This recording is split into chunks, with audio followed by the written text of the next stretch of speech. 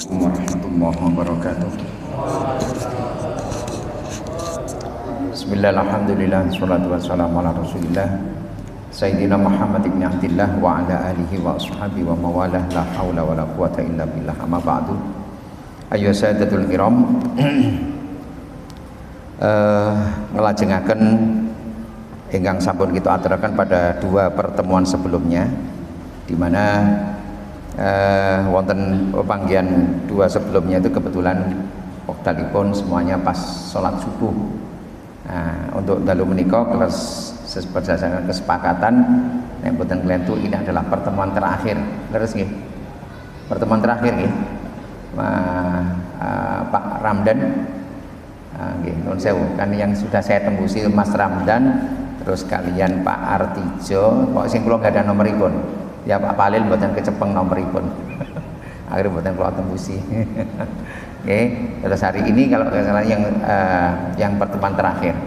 Mila melanjutkan dan menyempurnakan yang kemarin sudah saya sampaikan. Dados nuwun sewu. Saya beberapa atau dua kali pertemuan itu sudah menyampaikan sampun kula aturaken bahwa sebagai umat Islam itu paling tidak ada tiga bagian utama ilmu yang ketiga-tiganya harus kita pelajari, yang betul-betul ada cantelan dalilnya itu berdasarkan hadis, yaitu iman, Islam, ihsan. Itu jelas wonten dalile. Silakan dibuka di kitab salah satunya kitab hadis Al-Arba'in An-Nawawiyah yang sangat terkenal itu. Tapi di kitab-kitab hadis yang lain, Sahih Bukhari, Sahih Muslim, hadis menika wonten. Karena sebenarnya hadis ini sangat masyhur di kalangan para ulama. Ya, jadi salah satu kronologinya kalau semanten kalau Rasulullah sudah jadi nabi, tapi saat itu masih posisinya masih di Mekah, lah nanti dirawui seorang laki-laki yang sebenarnya itu ternyata adalah malaikat Jibril. Cuman malaikat Jibril sing menjilma atau sudah menyerupakan dirinya sebagai manusia biasa. Yang menarik ya, saat sowan pada Nabi itu malaikat Jibril posisinya tidak seperti orang asing. Jadi pakaiannya klimis, jadi seperti orang sekitar masjid lah. Ya, rambutnya rapi, pakaiannya bersih, tapi tidak ada satupun sahabat yang kenal saat itu. Lah singkat cerita, akhirnya ketika sudah Rasulullah cara kasarannya bahasa mriki Rasulullah lagi jagongan ngopi-ngopi kali sahabat. Nah, lagi ngopi bareng-bareng ngoten. Nah, tahu-tahu Jibril ini datang, tapi sudah menyerupakan dirinya sebagai manusia. Nah, begitu sudah di hadapan Nabi, langsung menyampaikan pertanyaan pertama, mal iman. Apa itu iman wahai Rasulullah? Nah, bahasa kita mengatakan mal iman, dijawab oleh Nabi, antuk minabillahi wa malaikati, dan seterusnya. Yang akhirnya kita kenal yang namanya rukun iman ada 6. Itu jawabannya urut. Antuk minabillahi wa malaikati wa kutubi wa rusuli wal yaumil akhiri wa bil qada'i khairi wa syarri minallahi ta'ala. Ada 6 itu. Nah, setelah itu sudah Rasulullah menjawab demikian, bila langsung komentar yang menarik itu loh. Iki wong takon tapi setelah dijawab komentarnya sepele. Komentarnya nun sewu, sebenarnya membuat orang jadi penasaran. Ketika Nabi sudah menjawab seperti tadi yang 6 tadi, dijawab oleh beliau, dikomentari oleh beliau, sodakta, Anda benar. Nah, ini kan komentar lah kaget. Loh, lah nek wis ngerti Anda benar kok dadak takon. Oh, itu. Ya, akhirnya dilanjutkan dengan pertanyaan kedua, mal Islam. Apa itu Islam? Sekali lagi dijawab oleh Nabi, antasyhadu an la ilaha illallah wa anna Muhammad Rasulullah, ya, wa tuqimas shalah wa tutiyaz zakah, ya, terus wa tasuma Ramadan, yang terakhir wa anta hujjal baita man istata'a ilaihi sabila. Ada 5 yang sering selama ini kalau kita ditanya rukun Islam ada berapa? 5. Ini dasar hadisnya. Nah, setelah sudah menjawab ini Rasulullah sekali lagi dikomentari, sodakta, Anda benar. Loh, sampai sahabat saat itu ketika beliau menjawab Anda benar, sahabat saat itu sudah mulai dalam hati, loh piye to wong iki takon tapi baru jawab Anda benar. Loh, wis ngerti kok dadak takon. Nah, itu pertanyaan kan gitu. Nah, baru yang terakhir setelah sudah dijawab dengan pertanyaan, sudah dijawab 2 pertanyaan, dilanjutkan dengan pertanyaan yang terakhir, mal ihsan. Apa itu ihsan? Dijawab oleh beliau, anta'budallah ka'annaka tarahu wa illam takun tarahu fa innahu yaraka. Sekali lagi setelah dijawab ini oleh Rasulullah, untuk yang ketiga kalinya beliau berkomentar, sodakta, Anda benar.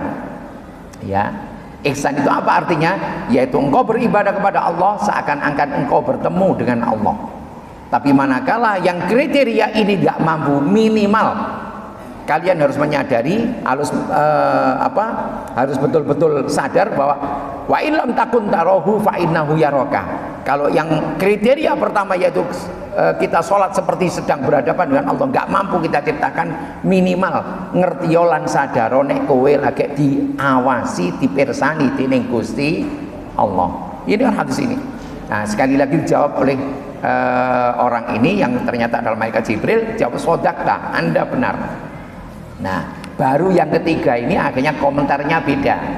Ketika Rasulullah ditanya yang terakhir, mata sa'ah, kapan datangnya kiamat? Jawaban Rasulullah tidak memberikan jawaban. Beliau hanya komentar, mal mas'ul bi'a'lama minasail. Orang yang ditanya tidak lebih tahu daripada yang bertanya. Itu jawaban Nabi. Ya, yang akhirnya karena Nabi menjawab begitu, akhirnya beliau lanjutkan. Ya, wa ma amaratuha, tanda-tanda nih kiamat kalau begitu gimana? Lah itu yang hadisnya panjang. Nah, kembali lagi, ya, yang ini saya sampaikan bahwa core-nya atau intinya dari kajian Islam itu paling tidak tiga ini. Yang tiga sering dalam istilah yang lain, kalau mau yang istilah yang nonton cantelan hadisnya, iman, Islam, ihsan. Kalau bisa menaturakan istilah yang lain adalah akidah, syariah, akhlak. Istilah yang lain. Istilah yang lain lagi tauhid, fikih, tasawuf. Nah, tiga ini yang paling populer di kalangan para ulama. Ada satu lagi istilah, tapi ini nggak populer. Tapi sebenarnya ini hanya merupakan ringkasan dari tiga, yaitu apa? Usuliyah, furu'iyah, tahsiniyah. Dan ini dalam kajian-kajian usul fiqh sering istilah ini tadi dipakai. Nah, kenapa kajian iman, tauhid, dan akidah disebut usul? Karena ini adalah kajian-kajian paling mendasar, paling pokok. Ya, milo dari sini sing kalau wingkul aturaken contohnya nek wong akhirnya akidah dan imannya nggak jelas, akhirnya oleh ngelakoni ibadah, ya dalam hal ini yang rukun Islam, saya yakin rukun Islam dijalankan hanya sekedar untuk politis, hanya untuk label, hanya untuk pantes-pantes, hanya untuk casing. Makanya karena casing, bukan karena libtigha imardhatillah, bukan karena percaya atau yakin pada Allah. Apa yang terjadi? Nuwun sewu, nek poso, nek ada pilihan poso Senin apa poso Selasa, dheweke mesti milih sing pundi? Milih sing keri. Biasane nek sudah jauh-jauh hari ngerti, wah iki si A kelompok kono Senin, kelompok kono Selasa, aku sesuk tak melu ning Selasa, contohnya. Jadi dia tidak punya prinsip. Begitu pula nanti lebaran, ketika lebaran pengumuman wis krungu seruing-seruing sesuk bodone antara Ahad apa Senin, kira-kira nderek kemudian bodone mesti golek sing Ahad. Dilalah menjelang bodo ana pengumuman dari Panggang, bodone Kemis.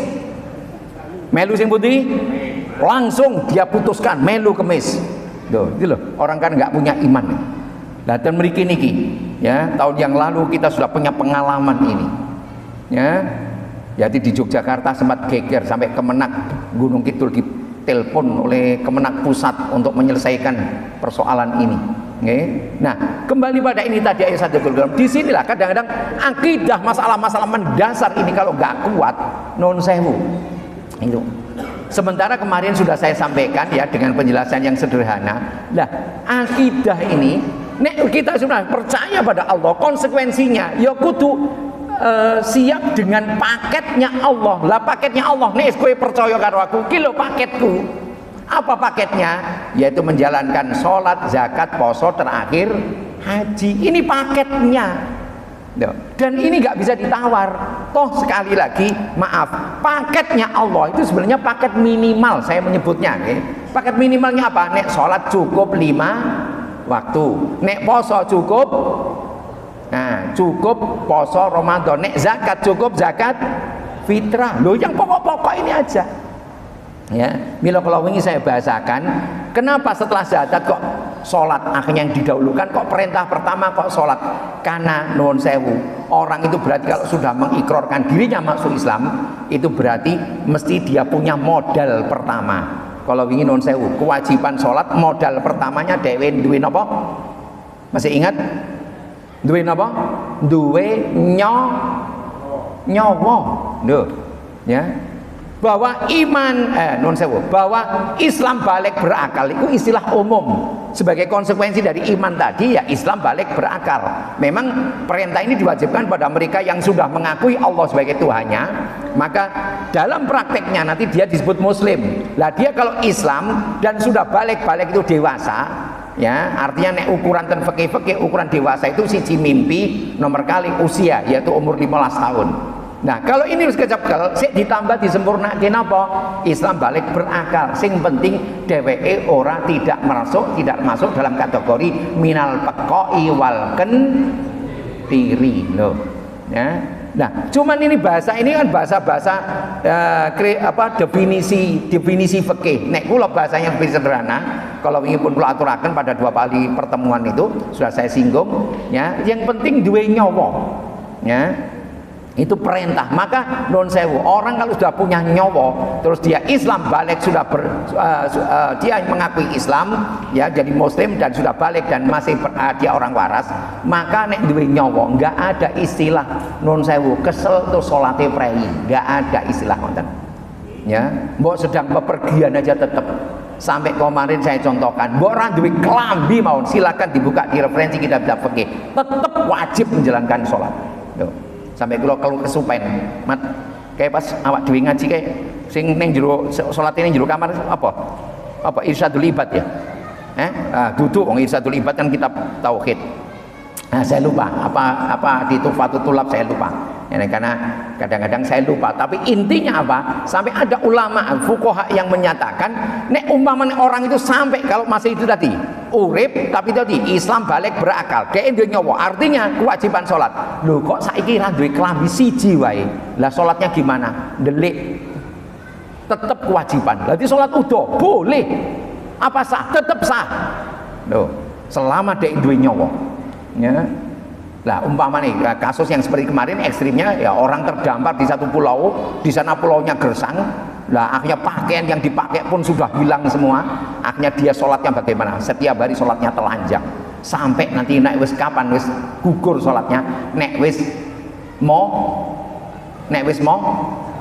siapa ngomong modar tadi? Tak pancing langsung sok mau diar jenengan mau ngerti jawaban kula. Loh ini loh. Nah, mila kalau ini setelah ini, lah paket pertama itu sholat. Maka nuwun sewu, sholat taraweh. Ini paket minimal, paket pokok napa mboten sholat taraweh ini? Ya, mboten. Cuman kenapa yang seperti sering juga saya singgung, loh kenapa nih wonten taraweh kok tetap diadakan? Artinya nuwun sewu, kalau umpamanya nanti setelah ini saya ceramah langsung ya nuwun sewu. Nek kita memang do kesel kabeh, bubar ya. Ya, mulai HP ya. Setuju ya? Setuju. Mila nuwun sewu. Nek jenengan tuh suatu saat kok salat kok alasane, wah jo akeh-akeh kesel. Salat cuman 2 rakaat setelah ini, tetap diadapun sepuluh tarawih. Pernah guru saya pengarang kitab ini, Kitab Siam. Ini beliau adalah Romo Yai Zainal Abidin Munawir. Adik iparnya Romo Yai Ali yang dulu saya masuk Krapyak itu yang nyepui Pondok Krapyak asmane Romo Yai Ali Maksum. 89 Romo Yai Ali Sedo. Lah setelah 89 beliau Sedo yang melanjutkan ini. Beliau ngarang salah satu selama Sugeng itu akhirnya salah satu karya monumentalnya mengarang kitab ini. Nah, Mbak Zainal pernah ngendika, nek wong memang rodok kesel, tarawih itu non sewu, loro tetep dianggap tarawih. Loh. Artinya apa? Saya ingin menggarisbawahi, ojo sampai terjebak tarawih, terjebak dengan angka. Wah, nek gini, 18 paling bener paling bener 11. Sing kelompok yang lain paling bener sih 23. Enggak ada istilah paling bener. Kuwate sepiro. Dalam hadis dalam kitab Fiqh Siam yang dikarang Dr. Yusuf Qardawi, salah satunya di sana dikatakan tarawih dalam sejarah yang diamalkan oleh para ulama paling tidak ada 3 versi. 11, 23 sama 39. Saat ini persoalan nih, milih sendiri. Nah, mesti menjadi 11. Tapi saya tadi semalam misi di Masjid Ad-Darajat Plumbon, menarik ya. Jadi yang masih sore itu sholatnya 11, tapi nanti tengah malam dilanjutkan lagi yang 23. Tapi ini belum menarik. Saya pernah di Magelang ya di daerah dekat Kajoran. Sana itu non sewu terawihnya yang sore 11 jam 10-11an nanti dimulai lagi, yang kelompok kedua 23, yang jam 2 baru dimulai terawihnya yang 39. Luar biasa. Biar menyesuaikan sendiri.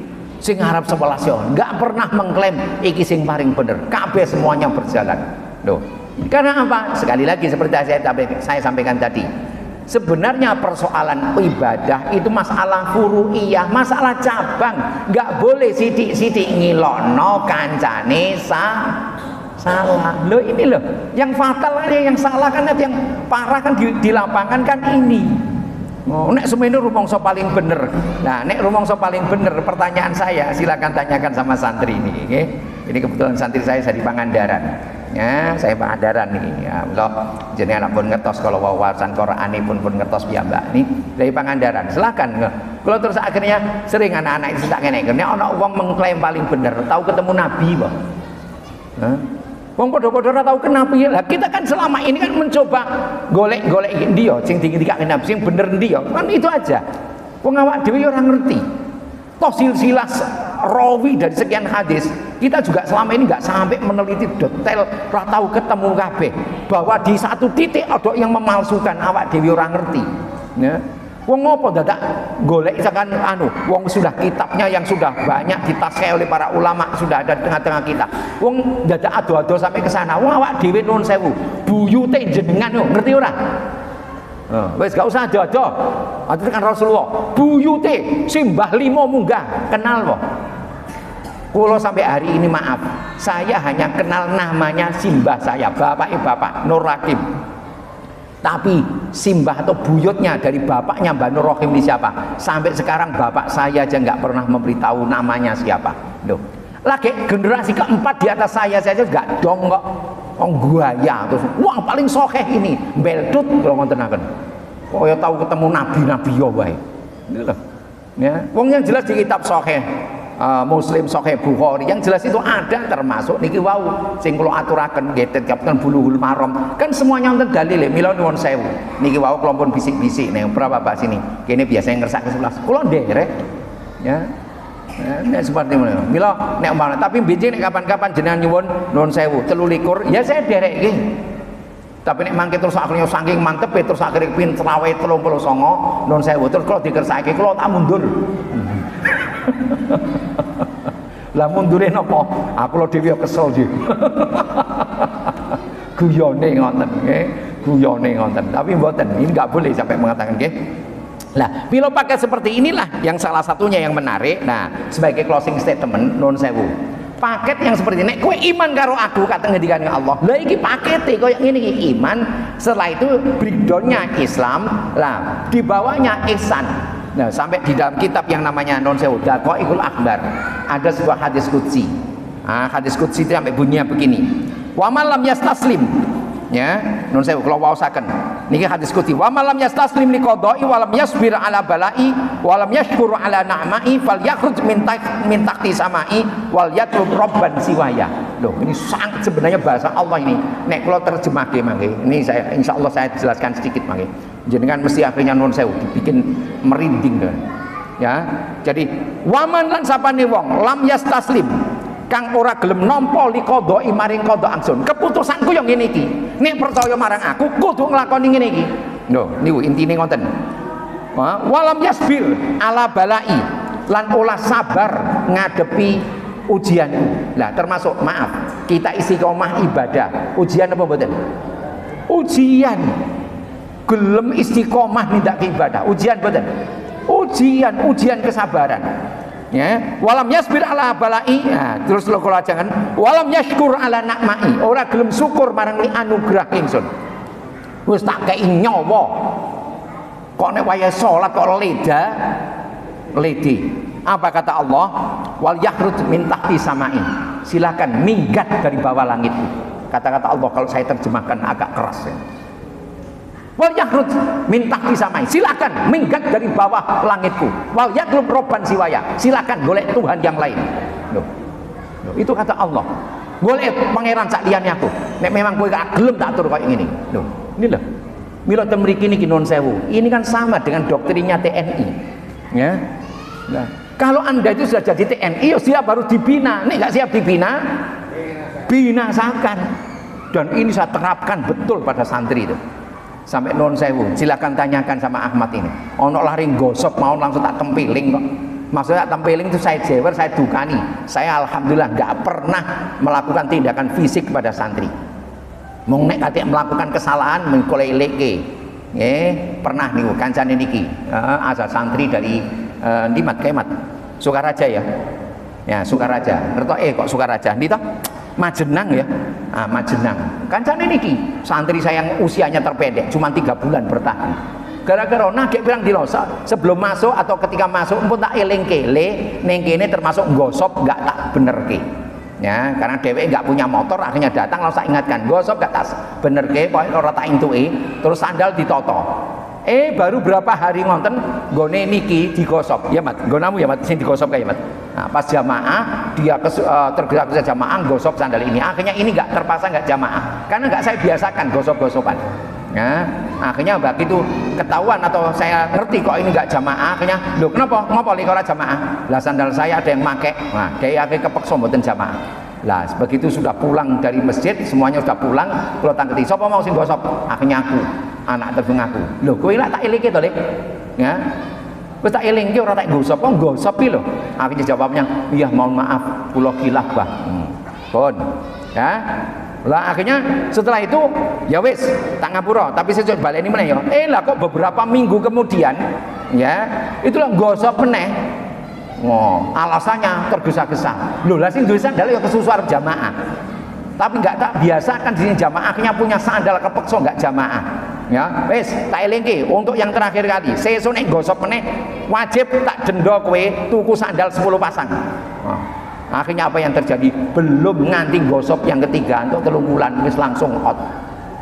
Ya, karena apa? Saya tanamkan betul di kalangan santri. Kowe nek tak bina ya tak bina. Nek ra iso tak bina, siap-siap tak bina. Sakan. Loh, alhamdulillah salah satunya kula kader kula yang selama ini nuwun sewu.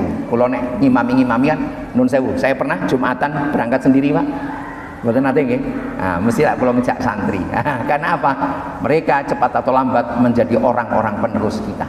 Kalau mulai sekarang tidak mulai kita bina, kita kader, kita biasakan, sesuk yo akhirnya dia non sewu ada kekurang percayaan, kurang confidence ketika menghadapi jamaah. Lah kula latih sidik-sidik sambil saya kontrol oleh maca bener apa ora. Loh ini. Karena saya waktu ketika maca niku dheweke maca Quran kan tak kontrol. Nggih. Walaupun nun sewu yang saya izinkan kalau ajak ngemedal ngenten iki nun sewu santri-santri yang grade-nya minimal grade B, syukur-syukur grade A. Lah grade C ini sing pundi grade C? Saya membatasi hanya grade C. Grade C itu sing maca Qur'ane sik tempe catat. Angger sik macane alhamdulillahi rabbil ngalamin ora bakal tak izini. Ngimami ning jaba. Tapi di pondok tetep saya beri jatah. Maca Qur'anmu kaya apa wae tetep gantian nek subuh, gantian jadi imam. Maksud saya dari situ kan bareng-bareng dikontrol. Sing kurang, sing di ora pas, sing di orang bener. Loh. Karena kalau sudah keluar itu yang nilai masyarakat, bukan lagi saya dan kami. Ya, karena kalau yang di kalau di pondok salah bisa terus kita perbaiki, kita benahi sedikit demi sedikit. Tapi nek masyarakat kejem. Apa? Nek ra bener mesti nggih paling santun adalah wis ra dinggo meneh. Iku paling santun. Nah, tapi ada wis ora dinggo ngono wae sik dirasani. Lho, Pak kejem toh. Karena kalau di masyarakat gitu itu, kalau sudah kita tampil di masyarakat itu tidak cuman ora dinggo tapi yo dielek-elek. Nek di pondok tidak saya izinkan. Karena lembaga pendidikan pesantren adalah lembaga pengkaderan, maka kalau umpamanya kurang bener yo didandani. Nggih. Tapi nek wis rodok tenanan oleh ngelanggar lah, disitulah harus. Lah kalau yakin bapak-bapak nggih nuwun sewu walaupun ini panjang diskusinya nanti saya yakin pro kontra mesti ada, tapi nuwun sewu sing kala wingi ten wei kanan yang 2 itu adalah oknum dari TNI, yang 1 oknum Brimob yang menyebabkan 3 orang nyawa polisi meregang nyawa. Saya yakin jenengan loh ini loh ngenten niki saya setuju harus dilakukan tindakan yang sesuai dengan hukum yang berlaku. Nek ngenten diteruske wah semakin aturan-aturan semakin kacau dan berantakan ini kehidupan masyarakat ini. Nggih. Nah, saya bukan berarti nuwun sewu, kok yo dilalah. Dua itu tiga termasuk pelakunya sing sudah menyerahkan diri, sing loro anggotane seragam hijau, yang satunya apakah seragam ya coklat, karena satunya informasi kan anggota BRIMOB. Nah, kenapa? Wah, ternyata kok sampai ramai seperti itu, kila wakola, ya terus mengikuti, saya terus mengikuti perkembangannya. Nah, ini masalah kalau mireng ada soal kecemburuan. Wis menarik nek ngeten iki nggih. Kita bukan ranahnya. Wis sing penting awak dhewe leng ibadah iso istiqomah. Nah, kiranya demikian untuk closing statement yang bisa saya sampaikan, kurang lebihnya mohon maaf. Mari kita akhiri dengan bacaan hamdalah. Alhamdulillahirabbil alamin. Wallahul muwaffiq ila aqwamit thoriq. Nun sewu salebetipun kula matur, mbok menawi wonten atur kawula ingkang kirang sempurna, kula kanthi andhap asoring manah saya sunyun agunging samudra pangsama. Nggih. Nggih, terus pun wonten mawon, kula mboten saged pantun-pantunan, mboten kupat bumbune santen menawi wonten lepat. Nek niku lak nuwun sewu. Kula bangsa wonten ora tapek mahir. Cekap semanten ki mawon. Assalamualaikum warahmatullahi wabarakatuh.